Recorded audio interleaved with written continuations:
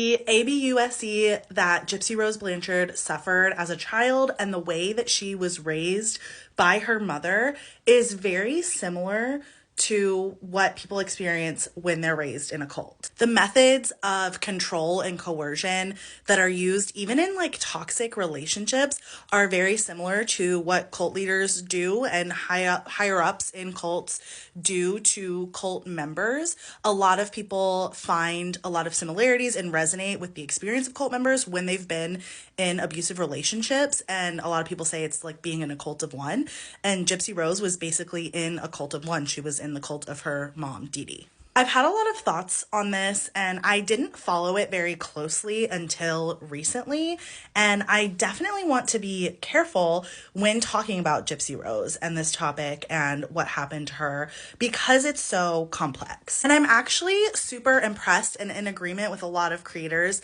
that have made content on this recently and basically said, please, let's be careful with the whole Gypsy Rose situation and platforming her and her coming into the online social media space and becoming kind of like an influencer, because it can't be easy going from being under the control of such a horrific mother and having such a horrific childhood and then basically going straight from there into jail and not having access to the mental health help, the psychological help that she very obviously needed at the time. You know, I think her story really shows how much our systems are not built to deal with things like this level of manipulation and coercive control and abuse. And I haven't seen all of the episodes of her new docuseries. I'm trying to figure out how exactly to watch it.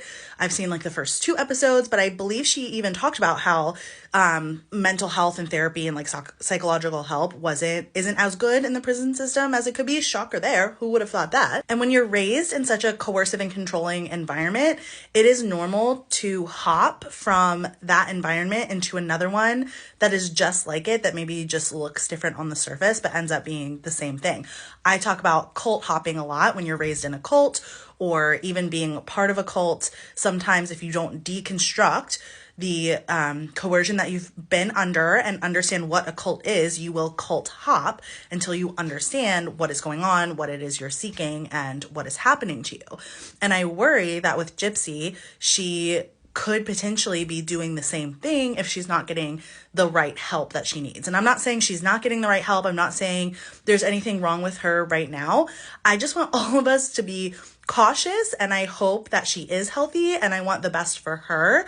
But going from the environment she was in to prison and out and on social media and having all these eyes on her, the systems that we have for influencers, things like that, can also be extremely culty and coercive and even like dangerous at times, especially for someone like Gypsy. And I want what's best for her. I want her to heal. I want her to be able to live as normal of a life that she can with what she has been through. And like, I agree with creators and people that are like, maybe her being so like famous on social media right now and being the thing that everyone is talking about might not be the best for her. Someone I follow on TikTok, I can't remember exactly who it was. I might try to like go find it and like tag them in the comments, but they were talking about how as a society, we are fascinated with traumatized women. We love traumatized women. We love being all up in their business all the time, and not always in a good way. And that attention is not always good if we're not talking about the things that need to be talked about, and if we're not furthering the important conversations, if we're just watching a train wreck as it's happening and no one's doing anything about it, that is super, super harmful.